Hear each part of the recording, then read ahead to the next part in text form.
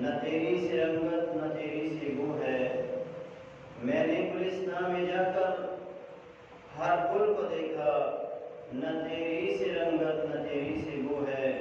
نکل جائے جاں میری تیری حرمت کی خاطر، یہی دل کی حسرت یہی آرزو ہے۔ تمام قسم کی تعریفات کی بریائی و بڑھائی اللہ جل شانہ کے لیے خاص ہے۔ اللہ تعالیٰ کی پاکیزہ و بابرکت حمد و ثنا کے بعد درود و سلام کے مبارک کلمات امام الانبیاء سید الانبیاء سید الاولین والآخرین رحمت للعالمین شفیع المذنبین جناب محمد رسول اللہ صلی اللہ علیہ وسلم کی ذات اقدس قدر و اعلیٰ کا۔ برادران اسلام، بزرگوں، دوستو، دنیا اسی انسان سے حاصل کرتی ہے جسے دنیا میں کوئی مقام ملتا ہے۔ دنیا اسی سے نفرت کرنے کی کوشش کرتی ہے جس سے دنیا والے پیار اور محبت کرتے ہیں۔ لوگوں کے مقام و مرتبے کے لحاظ سے جب ہم کائنات کے لوگوں کو دیکھتے ہیں تو اس کائنات میں جو مقام مرتبہ، جو عظمت، جو شان، جو رفعت، جو مقام اللہ رب العالمین نے سیدنا جناب محمد رسول اللہ صلی اللہ علیہ وسلم کو عطا فرمایا ہے، وہ اس کائنات میں کسی دوسرے کو حاصل نہیں ہو۔ سب سے زیادہ چاہے جانے والی ذات اور سب سے زیادہ مقام و مرتبہ حاصل کرنے والی ذات اگر کوئی ہے تو وہ محمد رسول اللہ صلی اللہ علیہ وسلم کی ذات ہے۔ آپ کو اللہ تعالیٰ نے کیا مقام عطا فرمایا ہے، کیا رتبہ اور کیا شان عطا فرمائی ہے۔ اللہ تعالیٰ نے فرمایا وَرَفَعْنَا لَكَ ذِكْرَكَ، ہم نے آپ کے ذکر کو بلند کیا ہے۔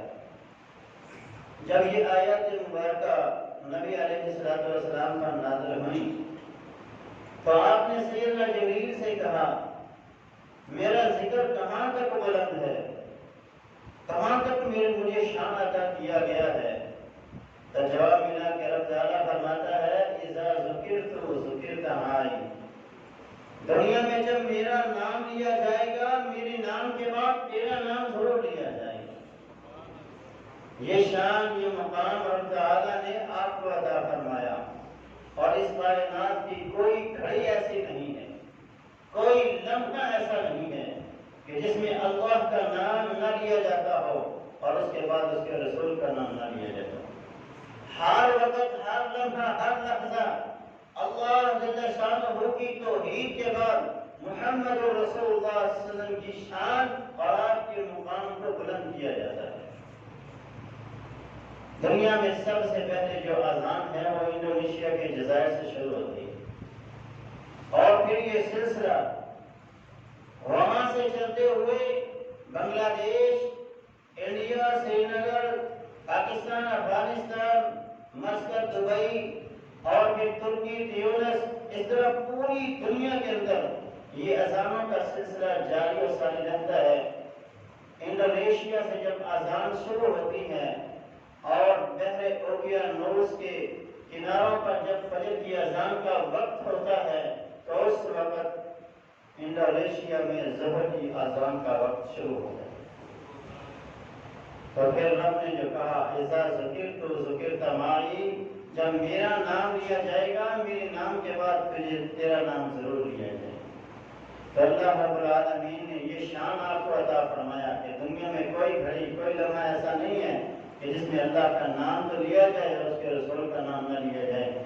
اللہ کے نام کے بعد اس کے رسول کا نام ضرور لیا جاتا ہے۔ کیا شان رب نے آپ کو عطا فرمایا۔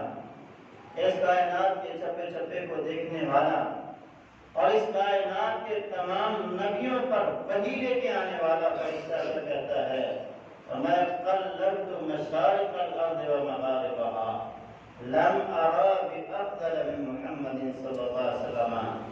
کہا ہے میرے محبوب میں نے زمین کے مشارق و مغارب کو دیکھا ہے، سورج کے طلوع ہونے سے لے کر غروب ہونے تک کی جگہ کو دیکھا ہے، میں نے آپ سے افضل اس کائنات میں کسی کو نہیں دیکھا. یہ شان یہ مقام رب نے آپ کو عطا فرمایا ہے. اسی کی ترجمانی سیدنا حسان رضی اللہ عنہ نے کی تو کہا فرمایا وَأَحْسَنَ مِنْكَ لَمْ تَرَ قَطُّ عَيْنٌ وَأَجْمَلَ مِنْكَ لَمْ تَلِدِ النِّسَاءُ. فرمایا آپ جیسا حسین آج تک کسی آنکھ نے دیکھا نہیں، اور آپ جیسا خوبصورت، آپ جیسا جمیل آج تک کسی ماں نے چلا نہیں. خلقت مبرئا من كل عیب کأنک قد خلقت کما تشاء. آپ تو گویا ایسے پیدا ہوئے جیسے آپ اللہ کو کہتے گئے اللہ آپ کو بناتا چلا. یہ شان یہ مقام محمد رسول اللہ صلی اللہ علیہ وسلم کا ہے. شیخ سعدی رحمۃ اللہ علیہ اپنے الفاظ میں نبی علیہ السلام کی شان کو بیان کرتے ہوئے کیا کہتے ہیں؟ یا صاحب الجمال یا سید البشر، اے خوبصورتی والے، اے تمام انسانوں کے سردار، لقد نور القمر من وجهك المنیر، لگتا تو ایسے ہے جیسے چاند کو بھی روشنی آپ کے چہرے سے ملی ہے. لا يمكن الصلاة كما كان حقه، یہ ممکن ہی نہیں ہے کہ ہم آپ کی ثنا کریں، آپ کی تعریف بیان کریں اور اس کا حق ادا کر دیں. یہ ہو ہی نہیں سکتا. ہمارے پاس تو الفاظ ہی نہیں ہیں، ہم تو صرف یہی کہیں گے بعد از خدائے وزرد تو جسا مختصر. اللہ کے بعد اور کائنات میں سب سے زیادہ اگر کسی کا رتبہ ہے تو وہ میرے محبوب محمد رسول اللہ کا. تو یہ شان اور یہ مقام حضرت تعالیٰ نے آپ کو عطا فرمایا. ایک عربی کا شاعر کہتا ہے مدد الدہور وما اتینا بمثلہ ولقد عطا فعجزنا عن نظرائہ. زمانے بیت گئے ہیں، صدیاں گزر گئی ہیں، آپ جیسا اس کائنات میں آیا نہیں، اور جب آپ آ گئے ہیں اب آپ جیسی نظیر لانا ان عورتوں کے بس میں نہیں. یہ شان اور یہ مقام حضرت تعالیٰ نے آپ کو عطا فرمایا. یہ تو اپنے ہیں جو آپ کو ماننے والے ہیں، انہوں نے آپ کی تعریف بیان کی اور غیروں نے بھی آپ کی تعریف کی ہے. ایک انگریز رائٹر ہے مائیکل ہارٹ، جس نے ایک کتاب لکھی جس کا نام دا 100 ہے. دنیا کی 100 شخصیات کے اوپر یہ کتاب لکھی گئی کہ دنیا میں یہ 100 شخصیات ایسی ہیں جنہوں نے بڑے بڑے کارنامے سر انجام دیے ہیں، اور ان 100 لوگوں کی سرے فہرست پر جس بندے کو رکھتا ہے وہ میرے اور آپ کے دلوں کی دھڑکن جناب محمد رسول اللہ صلی اللہ علیہ وسلم. ایک ہندو شاعر بھی میرے نبی کی شان میں ایک نظم پڑھتا ہے، ایک نعت پڑھتا ہے اور وہ لکھتا ہے کہ کس نے ذروں کو اٹھایا اور صحرا کر دیا، کس نے قطروں کو ملایا اور دریا کر دیا. خود نہ تھے جو رہبر وہ عالم کے ہادی بن گئے، کیا نظر تھی کہ جس نے مردوں کو مسیحا کر دیا. یہ ایک ہندو شاعر نے کہا. تو ظاہر ہے دنیا میں جس سے لوگ محبت کرتے ہیں، جسے لوگ پسند کرتے ہیں، اسی قدر اس سے حسد کرنے والے لوگ بھی موجود ہوتے ہیں. جس قدر اللہ کے رسول صلی اللہ علیہ وسلم سے لوگ محبت کرتے ہیں، چاہت کرتے ہیں، اسی طرح اس کائنات کے اندر ایسے بدبخت بھی موجود ہیں. اس امت کے اندر نہیں بلکہ جب سے اللہ نے کائنات بنائی ہے، نبیوں سے، اللہ کے رسولوں کے ساتھ دشمنی کرنے والے شیاطین جنوں میں سے ہوں یا انسانوں میں سے ہوں. وَكَذَلِكَ جَعَلْنَا لِكُلِّ نَبِيٍّ عَدُوًّا شَيَاطِينَ الْجِنِّ وَالْإِنسِ. ہم نے ہر دور میں نبیوں کے دشمن رکھے ہیں، وہ جنوں میں سے بھی تھے، انسانوں میں سے بھی تھے. اسی طرح اللہ کے رسول صلی اللہ علیہ وسلم کے بھی دشمن اس کائنات کے اندر موجود ہیں. جہاں آپ سے چاہت کرنے والے، آپ سے محبت کرنے والے ہیں، وہاں آپ سے نفرت کرنے والے اور آپ سے حسد کرنے والے بھی موجود ہیں. لیکن ان کا حسد، ان کی نفرت انہیں کوئی فائدہ دینے والی نہیں ہے، الٹا ان کی ذلت کا باعث کرنے والی ہے۔ جس قدر وہ زیادہ حسد اور بغض اور نفرت کریں گے، اسی قدر وہ دنیا کی نظر میں اور اللہ کی نظر میں مبعوث اور لعنتی تصور کیے گئے۔ ملت کفر جو ہے آئے دن اللہ کے رسول صلی اللہ علیہ وسلم کی شان کے اندر گستاخیاں کرتے رہتے ہیں۔ کبھی ڈنمارک والے کرتے ہیں تو کبھی فرانس والے، اور حال ہی میں انڈیا کے 2 ممبر پارلیمنٹ کے جو تھے انہوں نے اللہ کے رسول صلی اللہ علیہ وسلم کی شان کے اندر گستاخی کے الفاظ کہے۔ ہر مومن مسلمان کا دل جو ہے وہ روتا ہے، اس کا یہ بس نہیں چلتا کہ وہ رب کا باغی، رب کا نافرمان، اللہ کے رسول کا گستاخ میرے سامنے آئے اور اس کو ختم کر۔ یہ ہر مومن مسلمان کے دل کے اندر قدر ہوتی ہے، وہ اپنی سازشیں کرتے جا رہے ہیں۔ اصل میں بات یہ ہے کہ ملت کفر جب یہ دیکھتی ہے کہ امت مسلمہ کے لوگوں کے دلوں میں بے حیائی کس قدر پیدا ہو چکی ہے، یہ کس قدر ایمان کے اعلیٰ درجے سے گر کر نیچے آ چکے ہیں، اس وقت پھر وہ ہم پہ حملہ کرتے ہیں اور ہمارے ایمان کو چیک کرنے کی کوشش کرتے ہیں۔ ایک یہودی سے ایک آدمی کا مکالمہ ہوا، اس نے دیکھا کہ یہ وہ داڑھی والا ہے، سر پہ ٹوپی ہے، بڑا نیک اسے لگ رہا تھا۔ اس کے بعد جا کے بیٹھ کے اس سے کہنے لگا تم کون ہو؟ نے کہا میں یہودی ہوں اور دین پڑھنے کے لیے، اسلام پڑھنے کے لیے یہاں آیا۔ اس نے کہا آپ کیا کس نتیجے پر پہنچے ہو؟ اس نے کہا ان سے اسلام چھین لو، ان سے حیا چھین لو، ان سے سب کچھ لے لو، انہیں اتنا فرق نہیں پڑتا، لیکن جب باری آتی ہے ان کے نبی کی ناموس اور رسالت کی اور حرمت کی، پھر ان کے ایمان جاگ جاتے ہیں۔ مومن مسلمان جس قدر مرضی گناہگار ہوتا جائے، لیکن جب باری آپ کی ناموس اور حرمت کی آئے گی تو وہ جان دینے کے لیے تیار ہو جائے گا، مر مٹنے کے لیے تیار ہو جائے گا۔ یہ کافر اپنی سازشیں کرتے رہیں گے، لیکن اللہ کے رسول کی شان اور آپ کے مقام کو کم نہیں کر سکتے۔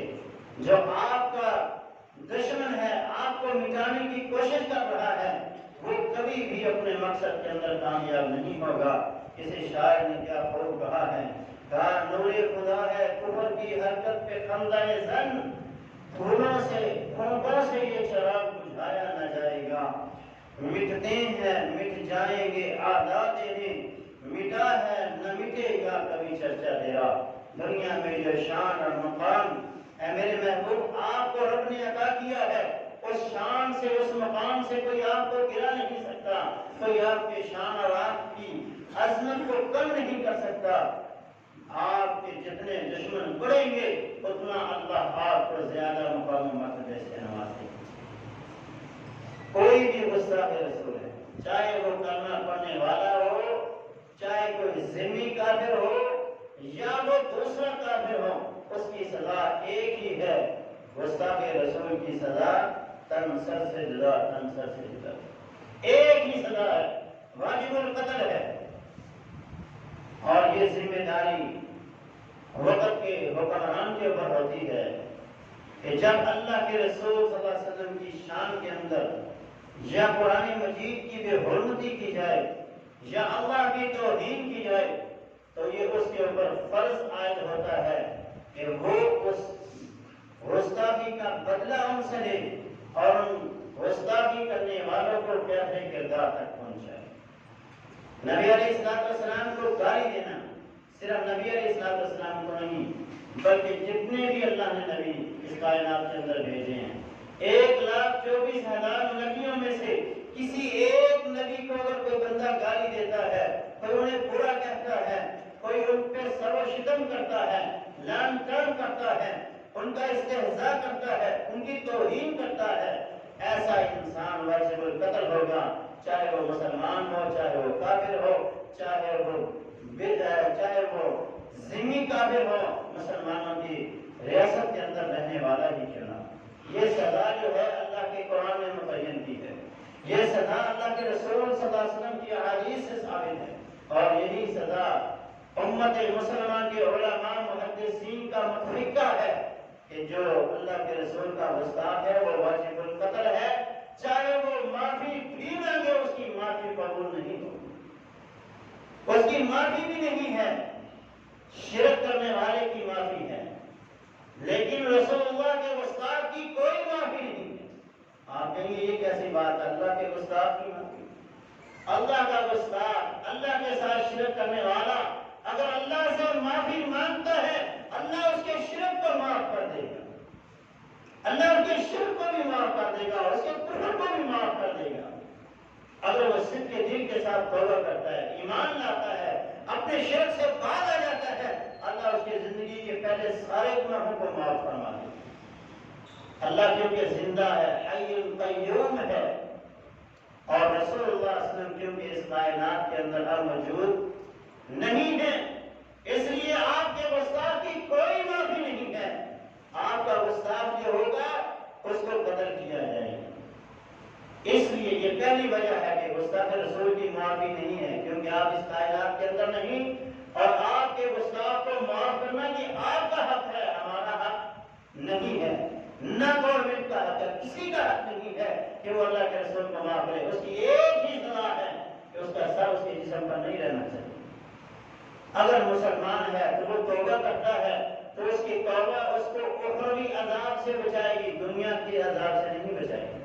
تو توبہ کرتا ہے کہ میں توبہ کرتا ہوں کہ آئندہ سے میں اللہ کے رسول کی شان میں گستاخی نہیں کروں گا، تو دنیا میں سزا اس کو ضرور ملے گی، آخرت کے عذاب سے وہ بچ جائے گا۔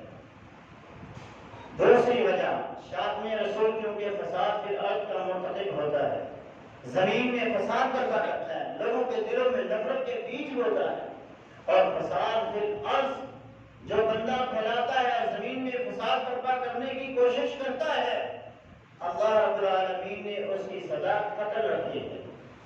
ان یقتلوا او یصلبوا او تقطع ایدیہم وارجلہم من خلاف، ان کو قتل کر دیا جائے، سرے عام ان کو چاہوں میں کھڑے کر کے ان کو قتل کر دیا جائے، جن کو جو ڈاکو ہیں، چور ہے، رازن ہے، اور جو اللہ کے رسول صلی اللہ علیہ وسلم کی شان کے اندر گستاخی کر کے زمین میں فساد برپا کرنے کی کوشش کرتا ہے، ایسا بندہ بھی زندہ رہنے کا حقدار نہیں ہے، اسے چوکوں اور چوراہوں میں لوگوں کے سامنے کھڑا کر کے اس کو قتل کیا جائے۔ تیسری وجہ ہے کہ گستاخ رسول کو معافی نہیں دی جائے گی۔ اگر اس کو معافی دی جائے تو بعد میں دوسرا کھڑا ہو جائے گا، پھر تیسرا کھڑا ہو جائے گا، پھر چوتھا کھڑا ہو جائے گا، ایک کے بعد دوسرا گستاخی کرتا چلا جائے گا اور کہے گا مجھے معاف کر دو، میں نے معافی مانگی۔ نہیں میرے بھائی، اس کی بھی کوئی معافی نہیں ہے، اس کو سزا ضرور ملے گی۔ چوتھی وجہ، جس طرح چوری کی سزا ہاتھ کاٹنا ہے، جس طرح شادی شدہ زانی کی سزا رجم ہے، اگر زنا کرنے کے بعد بندہ کہے کہ میں نے توبہ کر لی تو اس کی یہ توبہ قبول نہیں ہے، یہ توبہ اس کو اخروی عذاب سے تو بچا سکتی ہے لیکن دنیا کی سزا سے نہیں بچا سکتی۔ ایک بندہ چوری کرتا ہے، آپ کا مال لوٹ لیتا ہے، آپ کے گھر میں ڈاکہ ڈال کے سب لے جاتا ہے، اور پکڑے جانے پہ کہے کہ میں نے تو توبہ کر لی ہے، میں نے تو اللہ نے معاف کر دیا ہے، اب مجھے سزا نہیں ملے گی، ایسی بات نہیں ہے، وہ سزا کا مستحق ضرور ہو۔ جب اس پہ حدود، جب اس کے اوپر تمام شرائط جو ہیں حد کی وہ لاگو ہو جائیں گی، اس کی چوری، اس کا زنا، اس کا قتل ثابت ہو جائے گا تو پھر اس کے اوپر حد ضرور لگے گی۔ اسی طرح اللہ کے رسول صلی اللہ علیہ وسلم کا جو گستاخ ہے، جب اس کی گستاخی ثابت ہو جائے تو وہ چاہے معافی بھی مانگے تو اس کی معافی قبول نہیں کی جائے گی، اس کی سزا جو ہے قتل ہے اور اسے قتل بھی کیا جائے گا۔ اور یہ کام گورنمنٹ کا ہے، ہر بندے کو قانون کو اپنے ہاتھ میں لینے کی اجازت نہیں ہے۔ آپ کا اور ہمارا کام یہی ہے کہ ہم گورنمنٹ کو اطلاع دیں، متعلقہ عملے کو، گورنمنٹ کے جو قانون نافذ کرنے والے ادارے ہیں انہیں بتلائیں کہ یہاں یہ کام ہو رہا ہے، اس کام کو روک لیجئے، اگر نہ روکا گیا تو اس کے کچھ خطرناک نتائج سامنے آ سکتے ہیں، معاشرے کے اندر فساد برپا ہوگا، قتل و غارت ہو سکتی ہے، تو یہ ہمارا کام ہے. اگر گورنمنٹ اس کے اوپر ایکشن نہیں لیتی تو گورنمنٹ اس کی ذمہ دار ہو. گستاخ رسول کی سزا قرآن نے جو متعین کی وہ کیا ہے؟ اور انسان کا ہم لا یقولن انما كنا نخوض ونلعب قل ابالله وآیاته ورسوله کنتم تستهزئون لا تعتذروا قد كفرتم بعد ایمانکم. جو بندہ اللہ کے رسول کو، قرآن کو، آیت اللہ کی آیات کو، اللہ کی ذات کو یا اس کے رسولوں کو استہزاء کرتا ہے، اللہ فرماتا ہے یہ انسان اسلام لانے کے بعد کافر ہو گیا، مرتد ہو گیا، اور مرتد کی سزا یہ ہے کہ اسے قتل کیا جائے گا، اسے زندہ نہیں چھوڑا جائے گا. دوسرا مقام رب نے فرمایا ملعونین اینما ثقفوا اخذوا وقتلوا تقتیلا. یہ جہاں بھی پائے جائیں ملعون، یہ لعنتی جہاں بھی پائے جائیں انہیں وہیں پہ پکڑ کے انہیں وہیں پہ ختم کر دیا جائے. یہ سزا آپ کے قرآن میں متعین. اگر کوئی کافر آپ کے علاقے میں رہنے والا اللہ کے رسول یا کسی بھی نبی کی توہین کرتا ہے تو اس کے بارے میں رب نے کیا فرمایا؟ الا تقاتلون قوما نقضوا ایمانهم. تم ان لوگوں سے کیوں نہیں لڑتے جو اپنی عہد و پیمان کو توڑ دیتے ہیں اور انہوں نے رسولوں کو ان کے گھروں سے نکال دیا اور وہ کھل کر تمہارے دشمن ہو کر سامنے آ گئے. اتخشونهم فالله احق ان تخشوه. تم ان سے ڈرتے ہو؟ ان سے مت ڈرو، اللہ سے ڈرو. اگر تم مومن ہو قاتلوهم يعذبهم الله بأيديكم. تم ان سے لڑو، اللہ تمہارے ہاتھوں سے انہیں سزا دلوانا چاہتا ہے. وَيُخْزِهِمْ، اور انہیں رسوا کرنا چاہتا ہے. وَيَنْصُرْكُمْ عَلَيْهِمْ، اور اللہ تمہاری ان کے خلاف مدد کرنے والا ہے. تو کسی بے وقت کے حکمران کو کسی بھی کافر سے اس بات پہ نہیں ڈرنا چاہیے کہ اگر میں نے کوئی ایکشن لیا، ان کے سفیر کو نکال دیا یا میں نے ان کے خلاف اعلان جنگ کر دیا تو میں تباہ و برباد ہو جاؤں گا. اسے نہیں ڈرنا چاہیے کیونکہ اللہ کا وعدہ ہے میں تمہارے ہاتھوں سے انہیں رسوا کر کے، انہیں ذلیل کر کے انہیں تمہارے قدموں میں چھپا دوں گا اور تم ان کو اپنے ہاتھوں سے قتل کرو. تو یہ آپ کا وعدہ ہے. رب کے وعدوں کی، رب اپنے وعدوں کی پاسداری کرتا ہے. اور یہ دنیا کے حکمران، یہ دنیا کے جتنے بھی وڈیرے ہیں، یہ تو اپنے حکموں کی اور اپنے وعدوں کی پاسداری بھی نہیں کرتے اور رب اپنے وعدے کی پاسداری کرتا ہے. گستاخ رسول کی سزا رب کے قرآن نے یہی متعین کی ہے کہ اسے رب کی زمین پر رہنے کا کوئی حق نہیں ہے. نبی علیہ السلام نے جو سزا مقرر فرمائی، آپ نے فرمایا من سب نبیا فاقتلوہ. جس نے کسی بھی نبی کو گالی دی اسے قتل کر دیا. سیدنا عمر فاروق رضی اللہ عنہ فرماتے ہیں کہ اللہ کے رسول نے فرمایا من سب اللہ او احدا من الانبیاء فاقتلوہ. جو اللہ کو گالی دیتا ہے یا اللہ کے نبیوں میں سے کسی نبی کو گالی دیتا ہے اس کو زندہ رہنے کا کوئی حق نہیں ہے. اور اللہ کے رسول صلی اللہ علیہ وسلم نے مدینے میں رہنے والے تمام گستاخان رسول کا قلم کیا اور آپ نے محمد بن مسلمہ رضی اللہ تعالی عنہ کو، کعب بن اشرف یہودی جو تاجر تھا، وہ اللہ کے رسول صلی اللہ علیہ وسلم کی شان میں گستاخیاں کیا کرتا تھا، اس کے قتل کے لیے روانہ کیا اور محمد بن مسلمہ نے اسے اس کے گھر سے باہر نکال کر اس سے کہا کہ تیرے سر سے بڑی پیاری خوشبو آ رہی ہے. اس نے اپنا سر نیچے کیا کہ سونگو کیسی خوشبو ہے اور تلوار مار کے اس کے گردن کو اڑا دی. اسی طرح نبی علیہ السلام نے سیدنا عبداللہ ابن عتیق کو، ابو رافع یہودی جو تھا، مدینے کا ایک تاجر تھا، اللہ کے رسول کی شان میں گستاخیاں کیا کرتا، یہ اپنے قلعے میں تھا اور سیدنا عبداللہ بن عتیق رضی اللہ عنہ یہ اس کے قلعے میں داخل ہوئے، اس کے سونے کی جگہ میں داخل ہوئے، وہاں پہ اس کو قتل کر کے واپس آئے اور واپس آتے ہوئے ان کی ٹانگ ٹوٹ گئی. سیڑھیوں سے جب ان کا پاؤں پھسلا تو ان کی ٹانگ ٹوٹ گئی. اللہ کے رسول صلی اللہ علیہ وسلم کے پاس آئے تو آپ نے فرمایا وہ ٹانگ مجھے دکھاؤ. آپ نے اپنا دست مبارک اوپر رکھا اور اللہ سے دعا کی تو اللہ تعالیٰ نے اس ٹانگ کو ٹھیک کر دیا. تو یہ نبی علیہ السلام نے اپنے دشمنان کو، اپنے گستاخوں کو مدینے سے ان کا سفایا کیا ہے اور امت کا اس بات کے اوپر اتفاق ہے. امت مسلمہ کے جتنے بھی فرقے ہیں، جتنے بھی گروہ ہیں، پوری امت کا اس بات پہ اتفاق ہے کہ نبی کا جو گستاخ ہے وہ واجب القتل ہے، اس کی سزا صرف ایک ہی ہے کہ اسے قتل کیا جائے۔ اگر کوئی اللہ کے رسول صلی اللہ علیہ وسلم کی حرمت کا دفاع کرتا ہے، آپ کی شان کے لیے کوئی کام کرتا ہے، تو وہ یہ نہ سمجھے کہ اس نے اللہ کے رسول صلی اللہ علیہ وسلم پر احسان کیا ہے، بلکہ اس نے اپنے ایمان کا ثبوت دیا ہے، اس نے اپنے ایمان کا ثبوت دیا ہے۔ اور اگر وہ ایسا نہیں کرتا تو یاد رکھیں کہ وہ ایمان سے کوڑا ہے، اس کے دل کے اندر ایمان رکھنے کے برابر بھی نہیں ہے، کیونکہ رب تعالیٰ کے پیارے حبیب نے فرمایا تھا لا یؤمن احدکم حتی اکون احب الیہ من والدہ وولدہ والناس اجمعین۔ دنیا کی ہر چیز سے بڑھ کے جب تک میں محمد سے عزیز نہیں ہو جاؤں گا صلی اللہ علیہ وسلم، اس وقت تک وہ مومن نہیں ہو سکتا۔ اور رب تعالیٰ نے بھی فرمایا النبی اولی بالمؤمنین من انفسہم، مومنوں کو نبی ان کی جانوں سے بھی زیادہ عزیز ہونا چاہیے، اولاد سے بڑھ کے، والدین سے بڑھ کے، تمام کائنات کے لوگوں سے بڑھ کے، اور حتیٰ کہ اپنی جان سے بڑھ کے بھی مومنوں کو اللہ کا رسول عزیز اور پیارا ہونا چاہیے۔ اگر پیارا ہے تو وہ مومن ہے، اگر پیارا نہیں ہے تو وہ مومن نہیں ہے۔ اور جو قربانی دیتا ہے اللہ اس کو دنیا میں عزتوں سے نوازتا ہے، قیامت کے دن بھی عزتوں سے نوازے۔ نبی علیہ السلام حضرت عمر رضی اللہ عنہ کے دور میں ابو مسلم خولانی رحمۃ اللہ علیہ یہ تابعی تھی، انہیں ایک گستاخ رسول کی طرف بھیجا گیا، وہ جس نے نبوت کا اعلان کیا۔ جب اس کے پاس سے بھیجا گیا تو اس نے کہا اسے آگ میں پھینک دیا جائے، اس کو آگ میں پھینک دیا جائے۔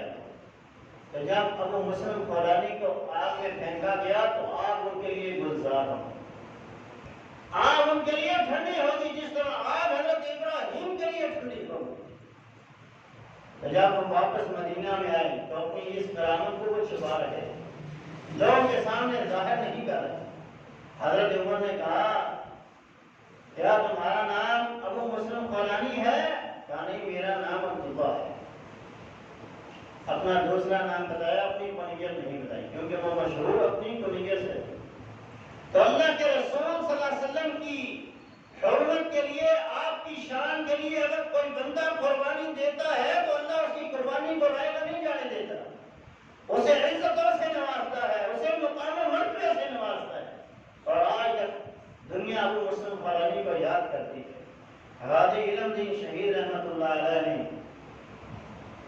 جب گستاخ رسول کو قتل کیا، پھانسی ہو گئی، پھانسی ہونے کے بعد آج تک دنیا انہیں یاد کر رہی ہے، جب بھی یاد کرتی ہے اچھے الفاظ سے یاد کرتی ہے۔ تو اس لیے ہر بندہ مومن کے دل میں اللہ کے رسول کے لیے کٹ مرنے کا جذبہ اور اللہ کے رسول کے لیے قربان ہونے کا جذبہ، آپ کی شان، آپ کی نموس اور آپ کی عظمت کی خاطر مر مٹنے کا جذبہ ہر بندہ مومن کے اندر ہونا چاہیے، اور یہ قربانی اس کو دنیا میں اور آخرت میں عزتوں سے نوازے۔ ہم اللہ کے رسول کی اگر حرمت کا دفاع کرتے ہیں تو یہ ہماری خوش بختی کی علامت ہے۔ ہم نہ بھی کریں گے تو اللہ اپنے نبی کی حرمت کا، نموس کا اور ان کی شان اور ان کے مقام و مرتبے کا خود دفاع کرے گا۔ یہ اللہ نے قرآن میں کہا، فرمایا میرے محبوب یا ایھا الرسول بلغ ما انزل الیک من ربک وَإِن لَّمْ تَفْعَلْ فَمَا بَلَّغْتَ رِسَالَتَهُ وَاللَّهُ يَعْصِمُكَ مِنَ النَّاسِ۔ آپ کا کام تبلیغ کرنا ہے، آپ کی حفاظت کرنا، مجرد کرنا ہے۔ اللہ اپنے نبی کی نموس کا، حرمت کا دفاع ضرور کرے گا، اور اس نے یہ دو الفاظ میں 14ویں پارے میں کہا، سورہ ابراہیم میں کہا اِنَّا كَفَيْنَاكَ الْمُسْتَهْزِئِينَ۔ لوگو تم میرے نبی کی حرمت کا دفاع کرو یا نہ کرو، ہم اپنے نبی کے گستاخوں کو کافی ہیں، ہم اپنے نبی کی شان میں گستاخی کرنے والوں کو عبرتناک سزا سے دو چار ضرور کریں۔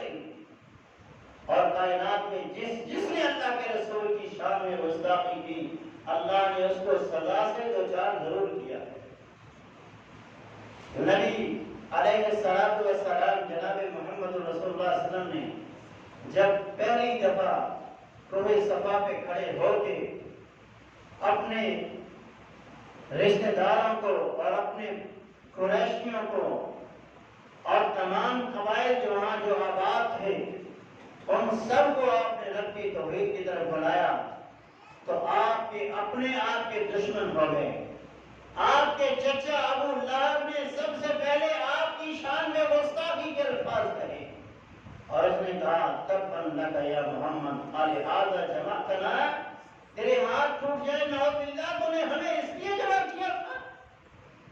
اللہ کو اس کی یہ گستاخی پسند نہیں تھی، اللہ کو اس کی گستاخی پہ اتنا غصہ رب نے پوری سورت نازل فرمائی اور کہا تبت یدا ابی لہب وتب ما اغنى عنه ماله وما كسب، ابو لہب کے دونوں ہاتھ ٹوٹ جائیں۔ اس نے تو ایک ہاتھ کے بارے میں کہا تھا، اللہ نے کہا تیرے دونوں ہاتھ ٹوٹ جائیں اور تو تباہ و برباد ہو جائے، تیرا مال تیری اولاد تیرے لیے فائدہ مند نہیں ہوگی، اور سیصلی نارا ذات لہب، ان قریب تجھے جہنم کی دہتی ہوئی آگ میں داخل کر دیا جائے۔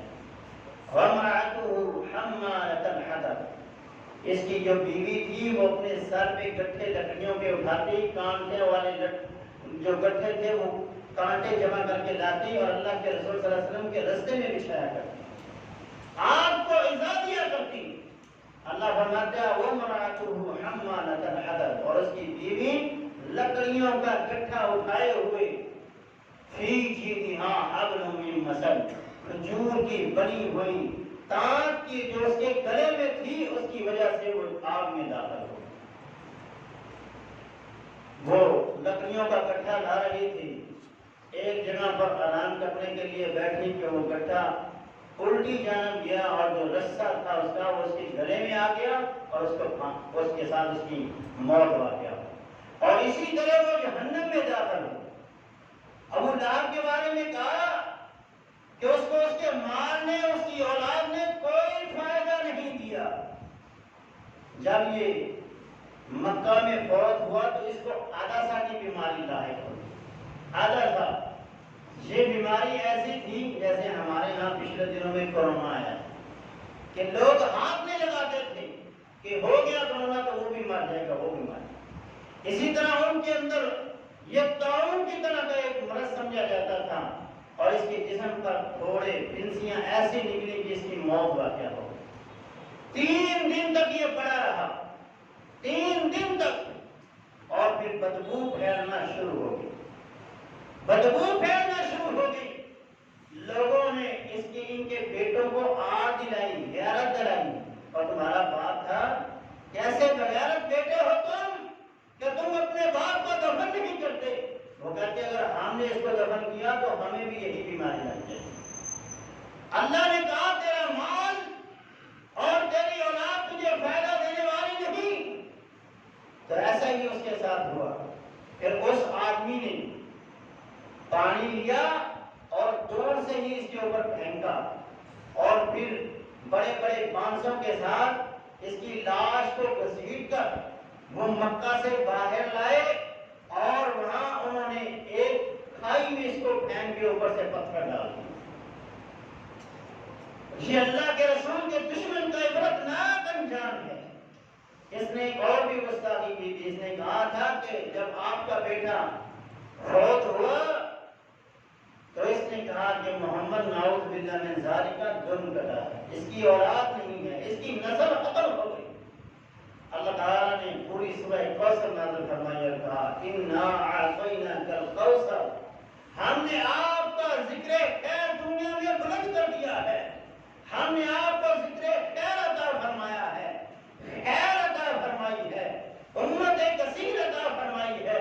آپ کا اگر روحانی بیٹا، اگر آپ کی پشت سے پیدا ہونے والا بیٹا نسلی بیٹا نہیں ہے تو ہم نے آپ کے روحانی فرزند اتنے پیدا کر دیے ہیں کہ قیامت تک آپ کے نام باقی رہیں گے اور اس بدبخت کا کوئی نام لینے والا باقی نہیں ہوگا۔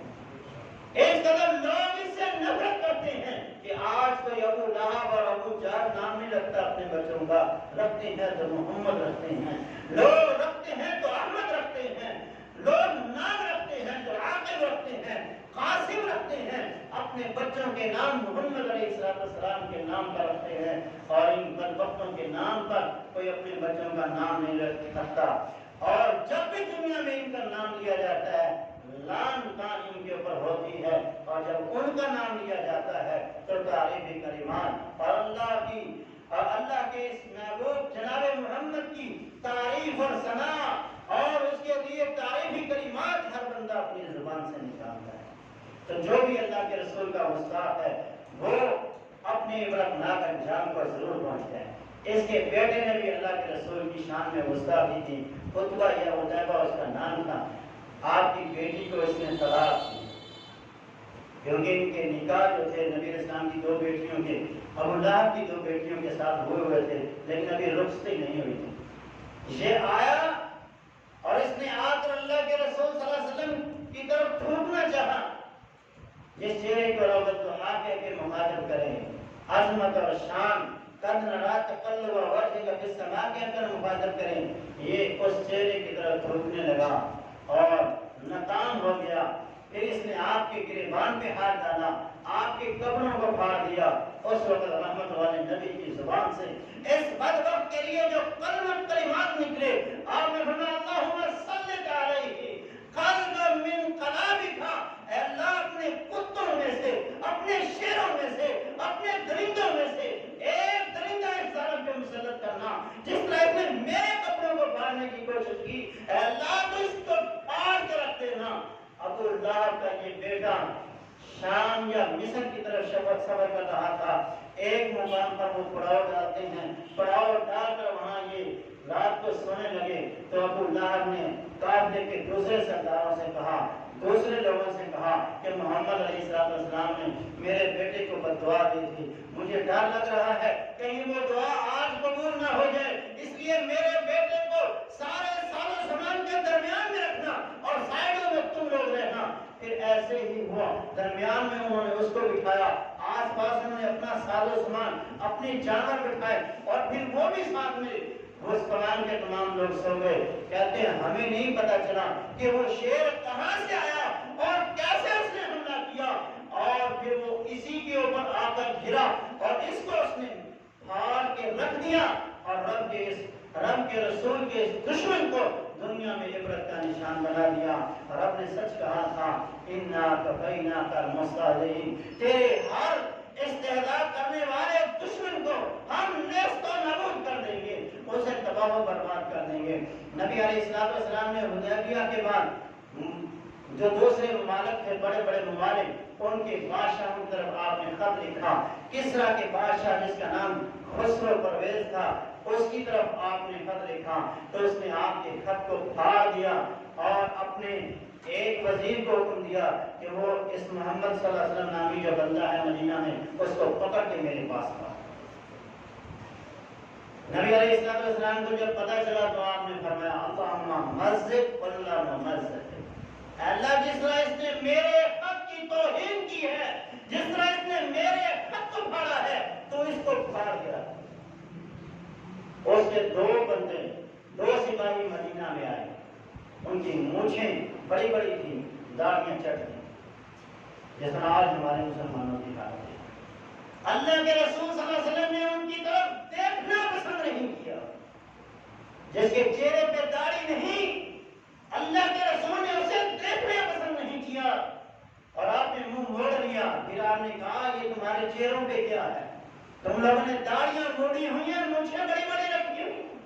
کہا ہمارا جو بادشاہ ہے، جسے ہم اپنا رب کہتے ہیں، اس نے ہمیں حکم دیا کہ ہم مونچھیں بڑی بڑی رکھیں اور داڑھیوں کو کاٹیں۔ فرمایا میرے رب نے مجھے حکم دیا ہے کہ میں داڑھی کو بڑھاؤں اور مونچھوں کو کاٹوں۔ پھر انہوں نے کہا کہ ہمیں مدینہ میں اس لیے بھیجا ہے۔ آپ نے فرمایا تم لوگوں نے اپنا مدعا پیش کیا ہے، تم کل آنا۔ کل جب وہ آئے تو آپ نے فرمایا تمہارا جو خسرو پرویز تھا اس کے بیٹے نے اسے حملہ کر کے چیر پھاڑ کے رکھ دیا ہے، جاؤ واپس چلے جاؤ۔ وہ واپس چلے گئے اور جو اس کا حکمران تھا، اس کا جو وزیر تھا، اس کے پاس پہنچے تو یہ بات انہوں نے اس کو بتائی۔ اس نے کہا اگر یہ سچ ہے تو وہ واقعی بھی اللہ کا نبی ہے، کیونکہ وہ کسرا ایران کو کہتے تھے۔ ایران کہاں، مدینہ کہاں، یہاں کی خبر وہاں تک ایک دن میں نہیں پہنچ سکتی جو بھی تک ہمارے تک نہیں پہنچی، وہ اس تک نہیں پہنچ سکتی۔ اس نے کہا تم لوگ ویٹ کرو، انتظار کیا۔ اگلے دن یا اسی دن شام کو کس طرح سے خبر پہنچی کہ اس کے بیٹے نے ہی اپنے باپ کو قتل کر کے حکومت پہ قابض ہو گیا۔ تو وہ آدمی جس کو انہوں نے اللہ کے رسول کو گرفتار کرنے کے لیے کہا تھا، وہ اور اس نے اپنے تمام جو اس کے ارد گرد جو سردار تھے تمام کو لے کر مدینے میں آیا اور اسلام قبول کر لیا۔ تو اللہ کے رسول کا جو بھی دشمن ہے، جو بھی آپ کی شان کے اندر گستاخی کرے گا، اس کی سزا ایسے ہی۔ اسی طرح ابو جہل نے گستاخی کی، اللہ رب العالمین نے اسے ذلیل و رسوا کر دیا۔ ابن خطل یہ اللہ کے رسول کی شان میں گستاخیاں کیا کرتا تھا۔ آپ نے فرمایا اگر یہ تمہیں غلاف کعبہ سے بھی چمٹا ہوا نظر آئے تو اس کو وہاں پہ بھی قتل کر دیں۔ یہ غلاف کعبہ میں فتح مکہ کے دن چھپا ہوا تھا، صحابہ نے نکال کے حجر اسود اور مقام ابراہیم کے درمیان کھڑا کر کے اس کی گردن کو کاٹ دیا۔ تو اللہ کے رسول کا جو بھی گستاخ تھا، جو بھی دشمن تھا، اس کی سزا قتل ہی تھی، اس کو دنیا میں عبرتناک سزا سے دوچار کیا گیا۔ اسی طرح گستاخان رسول کی بڑی لسٹ ہے، جن میں ولید بن مغیرہ، اسد بن یغوث، اسد بن عبد العزیٰ، ابو زمع، اسد بن مطلب، حارث بن ایتر، عاص بن وائل، یہ سب کے سب جہنم واصل ہوئے اور اپنے عبرتناک انجام کی وجہ سے یہ لوگ مارے گئے۔ گستاخ رسول کی ایک نشانی ہے، جو بھی اللہ کے رسول کی شان کے اندر گستاخی کرے گا وہ کبھی حلال کا نہیں ہوگا، وہ اللہ کے قرآن کے مطابق حرام کا نطفہ ہے، حرام زیادہ وہ انسان ہے۔ اخنس بن شریف یہ رسول اللہ صلی اللہ علیہ وسلم کی شان میں بڑی گستاخی کرتا ہے۔ سورہ قلم اللہ تعالیٰ نے نازل فرمائی اور آپ کے شان اور آپ کے مقام کو بلند کیا اور اس کی 10 بری خصلتوں کو بیان کیا، اور بعد میں اللہ نے کہا کہ اوَظَلِّمْ بَعْدَ ذَلِكَ ذَنِيمٌ، یہ اوجٹ جاہل جو ہے، جو آپ کی شان میں گستاخیاں کرتا ہے، آپ کو نعوذ باللہ دیوانہ، مجنون اور پاگل کہتا ہے، یہ حرام کی اولاد ہے۔ ان لوگوں کو اتنا اللہ کے رسول صلی اللہ علیہ وسلم کی زبان پہ یقین تھا، ہمیں اتنا نہیں ہے۔ وہ دوڑا ہوا اپنے گھر میں آیا، ماں کو لٹاتا ہے، اس کی چھاتی پہ خنجر لے کے بیٹھ جاتا ہے، کہتا ہے بتا محمد نامی شخص نے میرے بارے میں کہا ہے کہ میں حرام کی اولاد ہوں، بتا میرا نطفہ حرام کا ہے یا حلال کا ہے۔ اس نے کہا اس نے ٹھیک کہا ہے، جب ماں کی چھاتی پہ چڑھ کے وار کرنے کے لیے تیار ہو جائے وہ حرام کا ہی ہوگا، حلال کا کہاں سے ہو سکتا ہے؟ جب تیرا نطفہ تھا، تیرا باپ میرے پاس نہیں تھا، کوئی اور تھا، تو یہ اس بندے کے حرامی ہونے کی علامت ہے کہ وہ اللہ کے رسول صلی اللہ علیہ وسلم کی شان کے اندر گستاخی کرتا ہے۔ اب ہمیں کیا کرنا ہے؟ ہم نے اپنے دلوں میں اللہ کے رسول کے لیے محبت پیدا کرنی ہے، آپ کے لیے مر مٹنے کا جذبہ پیدا کرنا ہے، آپ کی سنتوں سے پیار کرنا ہے اور آپ کے ہر فرمان کو اپنے سینے سے لگانا ہے۔ جب لگائیں گے تو یقیناً دنیا میں بھی اللہ کامیابی سے نوازے گا اور آخرت میں بھی اللہ کامیابی سے نوازے گا۔ یہ آخری شعر پڑھ کے اجازت چاہتا ہوں۔ نہ کٹ مروں جب تک خواجہ بطحا کی حرمت پر، نہ کٹ مروں جب تک خواجہ بطحا کی حرمت پر، خدا شاہد ہے کامل میرا ایمان ہو نہیں سکتا۔ بندہ مومن ہے تو اللہ کے رسول سے محبت کرے گا، آپ کے لیے مر مٹنے کا جذبہ اس کے دل میں ضرور ہوگا، اور اگر مومن نہیں ہے تو یہ جذبہ کبھی اس کے دل میں پیدا نہیں ہوگا۔ اللہ ہمارے دلوں میں نبی علیہ السلام کی محبت پیدا فرمائے اور آپ کے لیے مر مٹنے کا جذبہ پیدا فرمائے۔ کوئی کو لہٰذا